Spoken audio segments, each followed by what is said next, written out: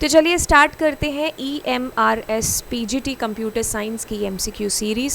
सो MCQs के अंदर मैं आपको हर एक टॉपिक, चाहे वो पाइथन हो, चाहे वो SQL नेटवर्किंग, या फिर वो कोई भी ऐसा टॉपिक जो आपके सिलेबस में हो, तो मैं हर एक टॉपिक को आपको MCQs फॉर्म के अंदर करा रही हूँ। तो चलिए स्टार्ट करेंगे क्लास को।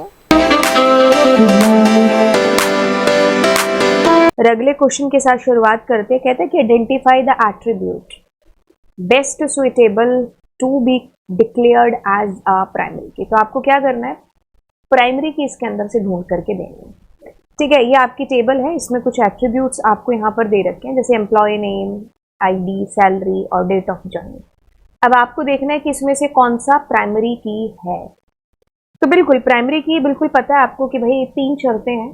पहली जो शर्त है कि भाई प्राइमरी की इज लाइक ए क्वीन, एक टेबल में एक प्राइमरी की रहेगी। दूसरी चीज ये कहती है कि भाई जो भी वैल्यू जिसके अंदर आप दोगे ना, वो हमेशा यूनिक होनी चाहिए। तीसरी चीज ये कहती है कि भाई जो वैल्यूज दोगे वो यूनिक तो होंगी होंगी, साथ में वो नॉट नल वैल्यूज होंगी। तो ऐसी जो मुझे चीजें दिख रही हैं वो किसके अंदर दिख रही हैं? जी हाँ, बिल्कुल एम्प्लॉय आईडी के अंदर दिख रही हैं। तो इसीलिए आप इसको बी ऑप्शन को सही करेंगे और इसी को आप पी के यानी कि प्राइमरी की बना करके आएंगे। आप देखिए डिग्री और कार्डिनलिटी, इसके लिए तो मैंने आपको एक शॉर्ट ट्रिक है जो बता रखी है कि भाई डिग्री और कार्डिनलिटी एक ही झटके में आपको कैसे पता चलेगा। देखिए कुछ भी नहीं है, जैसे मैंने आपको बहुत बार एक शॉर्ट के अंदर भी खैर मैंने बता रखा कि भाई आपको कैसे याद करना है इसको। जैसे कार्डिनलिटी इज कार से कार्डिनलिटी हो गया है ना, और कार कहाँ चलती है? रोड पर। तो बस रो से क्या बन गया हमारी कार्डिनलिटी, यानी कि total number of rose cardinality होती है। तो इसके अंदर टोटल नंबर ऑफ रोज की अगर आप बात करोगे तो आपके पास 1, 2, 3, 4, 5 और 6। तो रो कितनी हो गई इसके अंदर? अगर आप देखो तो रो इज मैम 6 हो गई। कार्डिनलिटी कितनी हो गई? 6। तो आपका इन तीनों में से ऑप्शन होगा, ये नहीं होगा। अब बचा क्या है आपके पास कॉलम? तो 1, 2, 3, 4, 4 कॉलम कहां पर है? तो इसीलिए आपका ऑप्शन बी यहां पर बिल्कुल सही आंसर होगा। अब ये कहते हैं कि Harish wants to delete all the records of the table employee, structure of the table should not be removed. देखो क्या करना चाह रहा है, वो टेबल तो रिमूव करना चाह रहा है, बट वो चाह रहा है कि भाई उसके टेबल के अंदर का डेटा डिलीट हो, बट उसकी टेबल की स्ट्रक्चर डिलीट ना हो। ये बिल्कुल वैसे ही है कि भाई आपको घर खाली करना है, घर तुड़वाना नहीं है। तो अब आप इसमें क्या है जो करने वाले हैं, देखिए डिलीट के अंदर बच्चों को बड़ा ही कंफ्यूजन होता है। अगर मैं लिखूं डिलीट फ्रॉम टेबल का नाम, जैसे इस केस में एम्प्लॉय है टेबल है ना, EMP है ना, सेमीकोलन, और अगर मैं लिखूं ड्रॉप टेबल, टेबल का नाम लिख दिया मैंने, है ना, ठीक है। अब बच्चों को बड़ा कंफ्यूजन रहता है इन दोनों के बीच में कि भाई क्या है कंफ्यूजन, है ना। तो डिलीट फ्रॉम टेबल का नाम, ड्रॉप टेबल का जो है नाम, है ना। तो अब देखिए दोनों का ही जो यूज है आपको इस क्वेश्चन से ही समझ में आ जाएगा कि structure of the table should not be removed. मतलब जब आपको डेटा को रिमूव करना है सारे को, बट आपको स्ट्रक्चर रिमूव नहीं करनी है, तो आप DML की कमांड का यूज कर रहे होंगे जो कि आपकी डिलीट है, तो आप इसी का यूज करेंगे। लेकिन अगर इसने कहा होता ना कि पूरी टेबल ही डिलीट करनी है अलॉन्ग विद इट्स स्ट्रक्चर, तो आप ड्रॉप टेबल, टेबल का नाम लिख रहे होते। तो इसी से देख करके पता चलता है कि हमारा जो ए ऑप्शन है ये बिल्कुल सही है, क्योंकि इसमें आप सिर्फ टेबल की स्ट्रक्चर ही डिलीट, टेबल की स्ट्रक्चर को डिलीट नहीं करना चाहते हैं, आप डेटा ही डिलीट करना चाह रहे हैं। ठीक है, डिलीट के साथ में आप वेयर क्लॉज मेंशन करके कुछ स्पेसिफिक रिकॉर्ड्स को डिलीट कर सकते हैं, बट ड्रॉप के साथ आप वेयर क्लॉज का इस्तेमाल नहीं कर सकते हैं। Write a query to increase the salary of all the employees by 5,000। तो आपको बढ़ानी है, आपको वो सवाल जिसमें to increase, to decrease, to update, to change ऐसे शब्द लिखे होते हैं, वहां गारंटेड है कि आपको अपडेट का ही यूज है जो देखने को मिले। तो आपको अपडेट के साथ यूज करना होता है सेट। इसमें एक ही कमांड है आपकी अपडेट से related, which is this, update table का नाम, अपडेट टेबल का नाम set change is equal, attribute is equal to change. ठीक है, तो यानी कि ए हमारा ऑप्शन इज करेक्ट ऑप्शन। अगर यह स्पेसिफिक दिया होता तो आप आगे वेयर क्लॉज लगा करके मेंशन कर रहे होते, खैर वो तो हमको दिया नहीं। Harish wants to see the structure of the table employee, help him to do the same. Okay, so Harish structure ही टेबल की उड़ाना, नहीं नहीं नहीं नहीं, नहीं, नहीं, उड़ाना नहीं चाह रहा, वो सी देखना चाह रहा है ना। तो टेबल की स्ट्रक्चर आप कैसे देख सकते हो, आप DESC या डिस्क्राइब दोनों ही कीवर्ड में से किसी का भी यूज करके टेबल की स्ट्रक्चर को देख सकते हो। अब आपसे मोस्ट पॉपुलर क्वेश्चन के अंदर से एक, Priyansha writes the following command with respect to a table cabs having field cab number, cab name, color, capacity and charges। ठीक है, तो ये सारे उसके अंदर एट्रीब्यूट्स हैं जिनको आप फील्ड्स कह देते हो। कमांड 1 चलाती है और कमांड 2 चलाती है। ठीक है, अब दोनों से उसको अलग अलग आउटपुट आ रहा है जो कि नीचे आपको बता रखा है कि she gets the output as for the first command. ठीक है, तो इसको हम लोग यहाँ पर ऐसे करके इसको रेड कलर में देखते हैं। ये जब चला रही है तो उसको 4 आंसर आ रहा है, और अगर वो ये चला रही है तो उसको 3 आंसर आ रहा है। तो आपको उसको बताना है, जस्टिफाई करना है कि भाई आपका ये आउटपुट ऐसे क्यों आ रहा है, जबकि वो थोड़ा सा ही चेंज कर रही है। वो यहाँ पर एक डिस्टिंक्ट कीवर्ड है जिसका वो यूज कर रही है। तो अब ऐसे में आप कैसे आंसर है, अक्सर आपको जो क्वेश्चन आता है सेलेक्ट काउंट स्टार, और काउंट के अंदर एट्रीब्यूट है। इस बार उसने एट्रीब्यूट नहीं, मतलब स्टार नहीं डाला या एट्रीब्यूट नहीं डाला, उसने डिस्टिंक्ट साथ में डाल दिया है। देखिए, डिस्टिंक्ट का तब यूज होता है जब आपको यूनिक जो वैल्यूज हैं उस एट्रीब्यूट के अंदर की, उनको आपको देखना है। ठीक है, तो इसका ये मतलब हुआ कि उसमें 4 तो रिकॉर्ड हैं जो कि जिसमें डेटा है, बाकी ये 3 का मतलब यहां पर ये हो गया कि 2 वैल्यूज आपकी डुप्लीकेट आ रही है। ठीक है, तो 2 क्या है, सेम है। तो इस वजह से 2 सेम का मतलब है कि आपके पास जो 2 कलर है ना वो सेम होंगे। ठीक है, it will be something like that कि जैसे कलर आपके पास में, और आपको यहां पर जैसे मैंने कहा रेड, ग्रीन, और मैंने कहा रेड, और मैंने कहा ब्लैक। ठीक है, ये पेन पता नहीं क्यों नहीं चल रहा, ब्लैक, और मैंने कहा येलो। तो मतलब अगर मैं ये यूज करती हूँ तो यहाँ 1 2 3 और 4 आपको आता है, ये येलो लिखने की जरूरत नहीं थी। लेकिन अगर मैं इसका इस्तेमाल करती हूँ डिस्टिंक्ट लगा करके तो 1 2 और 3 आएगा। क्यों? क्योंकि रेड इज कमिंग दूसरी बार। तो यहां पर कोई भी ऑप्शन देख लीजिए, नल से कोई नहीं है। टोटल 8 रोज नहीं, टोटल आपके पास में 4 रोज है। ठीक है, और 2 जो कलर है वो आपके पास सेम है, इस वजह से आपके पास ये चीज हो रही है। To display the names of all the white coloured vehicles. ठीक है, तो आपको सफेद रंग के व्हीकल्स हैं जिनको डिस्प्ले कराना है। आपकी टेबल है तो आपको छटनी करनी है अपनी टेबल के अंदर से डेटा की, बट आपको बताना है कि जिनका colour is equal to white है। तो बिल्कुल डिस्प्ले का मतलब है कि आप सेलेक्ट करना चाहते हैं। ठीक है, द नेम्स का मतलब है कि आप सिर्फ वी नेम डिस्प्ले कराना चाहते हैं। तो आपके पास ये बिल्कुल सही है, जो 4 नंबर है, मतलब डी आपके पास दे रखा है, दैट इज टोटली करेक्ट। ठीक है, क्योंकि आपको सेलेक्ट डिस्प्ले द नेम्स पूछा है, तो आप स्टार यूज नहीं कर सकते। मम्मी ने कहा है कि दुकान से लस्सी लेके आने, तो पूरी दुकान नहीं लेके जा सकते है ना, तो वही एक आइटम, तो वही चीज है, आपको सिर्फ वी नेम डिस्प्ले के लिए बोला है, तो you can't put there star. Okay, कहता है कि to display the name of vehicle. Okay, तो व्हीकल का जो नेम है उस एट्रीब्यूट का नाम है वी नेम। तो आपको पता है कि डिस्प्ले का मतलब होता है सेलेक्ट, तो सेलेक्ट वी नेम। अब उसके बाद में कहता है कि मेक। ठीक है, तो मेक नाम से भी एट्रीब्यूट है, कॉमा करके मेक। कैपेसिटी नाम से भी एक एट्रीब्यूट है इसके पास में। ठीक है, of the vehicles in ascending order. आपको पता है कि ऑर्डर बाय जो है ना वो आपका यूज होता है हमेशा at the end of the command. जब भी आप इसको यूज करोगे आपको सिर्फ अंत में ही इसका यूज है जो करना है। तो आपने क्या लिखा है, आपने लिखा है v name make capacity from table का नाम ऑर्डर बाय कैपेसिटी, क्योंकि इसने कहा है कि ascending order of sitting capacity. ठीक है, तो असेंडिंग ऑर्डर है आपने यूज करना, तो ये बिल्कुल गलत लिखा है क्योंकि DSAC नाम से कुछ होता नहीं है। तो इसीलिए आप ए ऑप्शन को बिल्कुल सही कह दो, क्योंकि दोनों सेम लिखा है, बस यहाँ पर ये अलग से इसने लिख दिया। वैसे भी डिसेंडिंग के लिए भी आपका DESC होता है और असेंडिंग के लिए ASC होता है, तो अगर आपने नहीं भी लिखा है तो भी कोई बात नहीं है। To display the highest charges at which vehicle vehicle can be hired from cab hub. ठीक है, तो हाईएस्ट चार्जेस, आपके पास में एक एग्रीगेट फंक्शन है जिसका नाम है मैक्स, जिसके थ्रू आप मैक्सिमम वैल्यू को ले लेते हैं। तो आपने कुछ नहीं लिखा, आपने लिखा मैक्सिमम चार्जेस टेबल का नाम, दैट्स इट। ठीक है, तो आपके पास इट इज टोटली सही, आप बस ऐसे सिंपल तरीके से इसका यूज कर सकते थे। अब मैं ABCD ऑप्शन यहां पर डालूंगी। कहते हैं कि select v name from cab hub, जहां पर कलर क्या है, व्हाइट है। ठीक है, तो व्हाइट कलर से आपको वी नेम है जो देखना है, तो आपके पास में एक तो इनोवा है और दूसरा ए स्टार है। ठीक है, तो इनोवा ए स्टार जहां पर भी आ रहा है वही आपका एक आंसर है। देखो एसक्यूएल की कमांड्स बहुत इजी होती हैं। आप अगर आईपी की बात कर लोगे तो 25 नंबर का एसक्यूएल आता है, कंप्यूटर साइंस में 20 नंबर का आता है ना। तो आप कह लो कि ये फ्री के नंबर है। अगर आपको प्रोग्रामिंग में थोड़ा सा भी अगर आपको लगता है ना कि आपका हाथ तंग है, तो यहां से तुम नंबर है जो अपने बिल्कुल एकदम कम पढ़ करके भी आप बटोर सकते हो।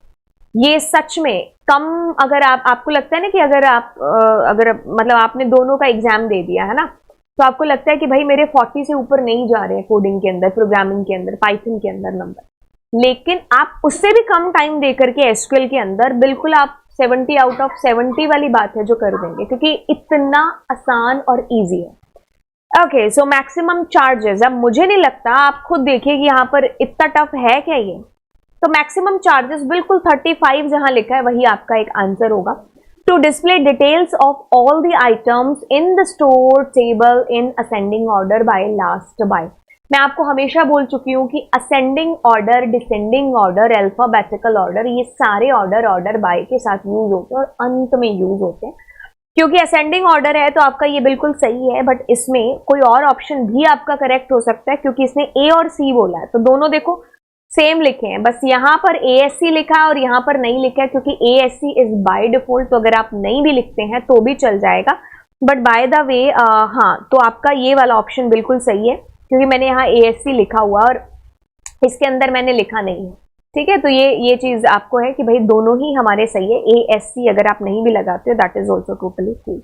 To display item number, item name of those items from store table whose rate is more than 15 रुपए। ठीक है, 15 रुपीज से जो कि ज्यादा है, तो आपको क्या डिस्प्ले कराना है, एक तो आइटम नंबर, ठीक है, और दूसरा आइटम, ठीक है, और जिसका हैविंग तो आप लगा ही नहीं सकते ना, ग्रुप बाय के बाद में लगेगा, पहले थोड़ी लगे। तो where rate is greater than, तो सी आपका ऑप्शन इज करेक्ट ऑप्शन। ठीक है, कहता है कि to display the details of those items whose suppliers code, जिसको एस कोड लिखा हुआ है वो 22 है, और उसकी जो क्वांटिटी है दैट इज मोर देन 110, 110 से ज्यादा है, तो अब आपको उसको डिस्प्ले कराना है। टू डिस्प्ले का मतलब सेलेक्ट स्टार फ्रॉम टेबल का नाम, और ठीक है, तो आपको क्या करना है, whose supplier s code is 22।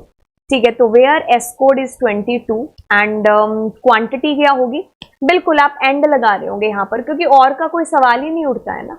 जैसे मैंने कहा कि मुझे मान लो दिल्ली जाना है और मुझे लाल रंग की कार में जाना है ना, तो मैं एंड लगाऊंगी ना ऐसे केस में। तो मैंने कहा जो कि एस कोड 22 है और जिसकी क्वांटिटी 110 से ज्यादा, मेरे को किसी एक को ही जो है, मतलब दोनों को ही मेरे को बेसिकली करना है, क्योंकि इसने कहा है कि एस कोड 22 और क्वांटिटी जिसकी मोर देन 110 है, और लगा दिया है, इट डजंट मीन कि आप और ही लगाएंगे। ठीक है, तो यानी कि एस कोड 22 साथ ही साथ उसकी क्वांटिटी जो है वो 110 से ज्यादा होनी चाहिए। ठीक है, अब ये कहते हैं कि to display minimum rate of each, sorry, to display minimum rate of item for each supplier individually as per s code from the table store. ठीक है, to display minimum rate of item for each supplier. ठीक है, तो to display, ठीक है, तो आप क्या करेंगे, मिन के अंदर आपने लिखा है रेट। ठीक है, तो ये तो आपका फंक्शन लगेगा। अब मैंने आपको ये चीज बोली कि वो सारे प्रश्न जिनके अंदर ग्रुप बाय का यूज होता है, अधिकतर केसेस में उनमें ईच शब्द का इस्तेमाल हुआ होता है। ठीक है, अब आपको कहा है कि each supplier individually as per s code, तब आप देखो कि एस कोड की तरफ इशारा किया है, क्या उसमें कोई भी ऐसी वैल्यू है जो डुप्लीकेट है, मतलब रिपीट हो रही है, क्योंकि ग्रुप भी उनका बनता है ना जो रिपीट हो रही होती है। तो आपके पास में देखो 23, 22, 21, 21, 22, 22, 21, बिल्कुल। तो अब मैंने इसमें देखो मिनिमम रेट लगा दिया, अब ग्रुप बाय लगाओगे और उसके साथ में आप क्या करोगे, ऑर्डर बाय का यूज करोगे, तो आपकी जो फुल क्वेरी बन जाने वाली है that is something like that, to display minimum rate of item for each supplier individually as per s code from the table जिसका नाम है स्टोर। तो आपको मैं कहां पर लिख करके बताऊं, तो आपके पास में देखो क्या यूज होगा इसके अंदर, जैसे मैं इसको यहाँ यूज करके दिखाती हूँ, पीछे वाला जो बैकग्राउंड है, तो आप लिखेंगे सेलेक्ट, मुझे क्या करना है एस कोड, है ना, लेकिन क्या यूज करना है आपको, मिनिमम रेट, है ना, तो मिन के अंदर आप लिखेंगे रेट, ठीक है, फ्रॉम टेबल का नाम, ठीक है, टेबल का नाम क्या है आपके पास में, स्टोर, इतनी चीज हो गई। अब ग्रुप बाय, और आपने क्या लिखा एस कोड, बस इतनी सी बात, ठीक है। To display minimum rate of item for each supplier individually as per s code from the table store, ठीक है। तो इसमें आपका जो ऑप्शन है वो आपके पास में कोई ऑप्शन है ही नहीं, इसीलिए मैंने यहाँ पर लिखा भी है यहाँ पर, ठीक है। तो नन ऑफ दी अबव आप यहाँ पर लिख सकते हैं, क्योंकि हो सकता था अगर आप यहाँ पर ग्रुप बाय लगाते, ये शायद मेरे से ही टाइपिंग में मिस्टेक हो गई होगी। To increase the rate of all the items by 10, ठीक है। तो आपको टू इंक्रीज मैंने आपको अभी अभी बोला, तो ऐसे वो सारे क्वेश्चंस जहां पर टू इंक्रीज टू डिक्रीज होता है आप अपडेट का यूज करते हैं, तो अपडेट आपकी कमांड यूज होगी टेबल का नाम और सेट, ठीक है। तो अपडेट टेबल का नाम और सेट आपने जैसे ही लिखा, उसके बाद बस आपको attribute is equal to change लिखना था, ठीक है। तो ये सारे आपके क्वेश्चंस थे, इसमें और बचे हैं क्या? और भी बचे हैं इसमें, चलो ये लास्ट वाले कर लेते हैं। To display the name of all games with their g codes, okay, to display the names of all games, आपको नेम डिस्प्ले कराने हैं उनके जी कोड के साथ में, कुछ नहीं, सेलेक्ट जी नेम और जी के कोड फ्रॉम गेम्स टेबल के अंदर, है ना। कभी कभी ऐसी चीजें होता है, जरूर नहीं कि वो इतनी मुश्किल हो, आसान भी हो सकती है, जैसे ये क्वेश्चन है ना, to display details of those games which are having price more than 7,000, कुछ नहीं वेयर क्लॉज लगाओगे, तो डिटेल्स है सेलेक्ट स्टार फ्रॉम टेबल का नाम, सेलेक्ट स्टार फ्रॉम टेबल का नाम, हैविंग लगता नहीं है क्योंकि हैविंग ग्रुप बाय के बाद में लगेगा, ऑफ कोर्स वेयर क्लॉज होगा, जहां पर प्राइस मनी 7,000 से ज्यादा है, तो आपका D option is the correct option.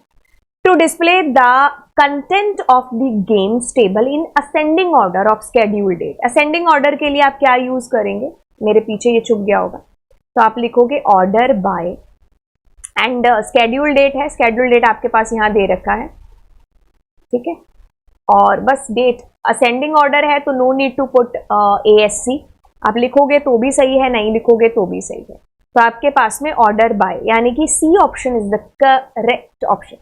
To display sum of prize money for each of the number of participation grouping, ठीक है, ओके। तो display the sum of prize money, तो प्राइज मनी का सम आपको बताना है, तो आप क्या करेंगे, अब मैंने बताया कि आपको ईच शब्द यूज होगा, तो नंबर ऑफ पार्टिसिपेशन में देखो रिपीट हो रही है, वैल्यूज बिल्कुल हो रही है, तो बिल्कुल आपके पास में क्या होगा, सेलेक्ट, और सम पूछा है किसका, प्राइज मनी का, है ना, तो सम प्राइज मनी, ठीक है, और इसके साथ में आप नंबर लिखोगे। अब आपको ये चीज पता है कि जो चीज आप सेलेक्ट के साथ लिखते हो वही आप ग्रुप बाय के साथ लिखोगे, तो ग्रुप बाय के अंदर नंबर आपके पास में कहां पर है, ऐड नहीं होगा, आपके पास सम होगा, number from group by, D आपका option is the correct option.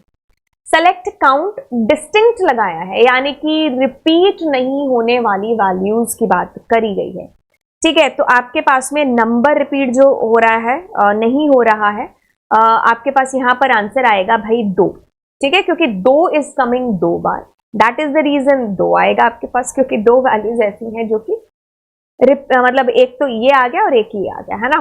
Select करना मैक्सिमम डेट और मिनिमम डेट फ्रॉम आपकी टेबल गेम्स के अंदर से, तो सबसे ज्यादा जो बड़ा नंबर है वो कौन सा है, 2004 वाला है और फरवरी है ना। तो अब आपको क्या करना है, बस बेसिकली यही एंटर करके बताना, मैक्सिमम इज 14 फरवरी, ठीक है, और जो मिनिमम आपको बतानी है बिल्कुल वो दिसंबर 2003 वाली है, ठीक है। तो ये इस तरीके से आ जाएगा। सेलेक्ट सम प्राइज मनी, कुछ नहीं, आप इन सब का सम कर लो, 5 8 5 13 12 12 24 1 25 तक, लेकिन इस पे नहीं लिखा है, तो ये हमारा ऑप्शन गलत है, ठीक है। तो ठीक है, गलत कोई बात है, मैं पेपर में सही करके आना है। Select distinct g code from player, okay, so distinct फिर से लग गया आपके पास में, जी कोड, ओके, तो जी कोड, लेकिन इसमें याद रखना है कि टेबल इज प्लेयर टेबल, तो आपके पास देखिए 101 108 और 103, जहां पर भी लिखा है वही आपका आंसर है, ठीक है। अब ये कहते हैं कि to display details of those faculties whose salary is greater than 12,000। तो आपको इस कमांड को लिखना है, कुछ भी नहीं। इस डिस्प्ले का मतलब है सेलेक्ट स्टार फ्रॉम टेबल का नाम इस फैकल्टी टेबल, सुपर कूल है। और जहां पर भी सैलरी क्या है 12,000 से ज्यादा है तो सैलरी वाला एट्रीब्यूट होना चाहिए। बस इतनी सी बात, बिल्कुल हो गई है रात। हम चलते हैं और आपसे मिलते हैं अगली क्लास के अंदर। जी हाँ बिल्कुल, आपको एसक्यूएल एमसीक्यूज मैंने यहाँ पर करा दिए हैं। एंड यस, अगर आपको ये सीरीज़ अच्छी लग रही है तो आप एक काम कर सकते हैं, अपने दोस्तों के साथ शेयर कर सकते हैं। अब आप कहोगे कि नहीं, आप जितने घर पे डिवाइस हैं आप उनसे तो सब्सक्राइब खैर कर ही सकते हैं, है ना, क्योंकि आपका एक छोटा सा सपोर्ट जो है बहुत बड़ा मोटिवेशन है जो मेरे को दे करके जाएगा। एंड तो चलिए फिर आपसे मिलते हैं नेक्स्ट क्लास में। Thank you so much, God bless you.